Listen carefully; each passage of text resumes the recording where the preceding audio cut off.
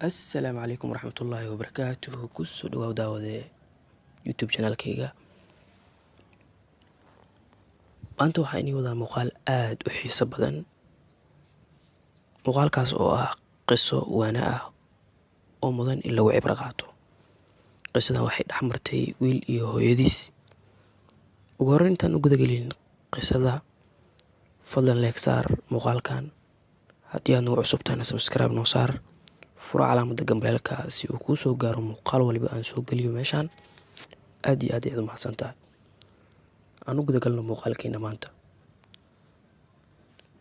Maamo ayaa waxa ay la fariisatay galab caruurteeda si ay uga caawiso cashiradooda. Wiilkeeda 4 sano jir ahna waxa ay siisay sabuurad wax lagu sawiro si uu ugu ciyaaro, iyadana uusan uga mashquulin howlaheeda ah waxbarista iyo wax fahamsiinta caruurteeda walaalihiisa ah ee isaga ka waaweyn. Si kadis ah ayay waxay u ogaatay in aysan cuntadii cashada ahayd aysan u diyaarin aabbaha dhalay ninkeeda oo da' ah, kaas oo ku nool qol yar oo ka dhisan bannaanka hore ee gurigooda. Qolkiisa kama soo bixi jirin sababo caafimaad darro darteed, xitaa dhaqdhaqaaq ma awoodin. Cuntadii ayay ula dhaqsatay aabbaha dhalay ninkeeda. Markay u geysay cuntadii waxa ay weydiisay in uu waxyaalo kale u baahan yahay iyo in kaleeto, then waa ka soo tagtay. Maamadu markii u soo laabatay caruurteedii oo ay waxbaraysay, waxay aragtay cunugeedii yaraa oo sawiray sawiro u samaysan qaab shape square ah iyo circle ah. Then waxa ay weydiisay waxa uu sawiray micnaha uu ula jeedo. Waxa uuna dhahay waa guriga mustaqbalka aan degi doono markii aan weynaado oo aan guursado. Maamadii waxaa farxad geliyay hadalka wiilkeeda. Waxa ayna weydiisay intee ka seexanay adi gurigan. Wuxuuna bilaabay wiilkii inuu u sharaxo qolalka gurigeeda uga koobnaa oo uu yaqaanay. Kan waa qolka bedroomka ee jiifka, waa kitchenkii, kanina waa kii martida. Waxa kale oo soo haray qol yar oo ku yaala bannaanka hore ee gurigiisa mustaqbalka. Kadib hooyadii ayaa waxay weydiisay, qolkan bannaanka hore ku yaal iima sharxine maxaad ku qaban rabtaa?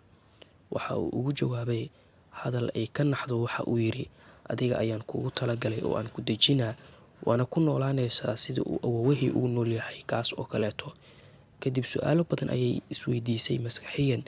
Maamadii markii aan gaboobo oo aan duqoobo, waayeel wax qabsan karinna aan noqdo, miyaan qolkaas u dejin caruurteyda waqti la qaadan maayo miya? Kadib waxa ay soo qaaday sariirtii iyo alaabtii uu lahaa sodogeeda. Waxa ayna dhigtay qolka martida oo ahay mid ka mid ah kuwa ugu qurxoon gurigooda. Ninkeeda markii uu shaqada ka soo laabtay, waxa uu arkay wax uusan filayn iyo sida sharafta leh ee aabbihiis loo maamuusay. Wuxuuna su'aal weydiiyey xaaskiisa, yaa kugu dhiirigeliyey in aad sidan samayso?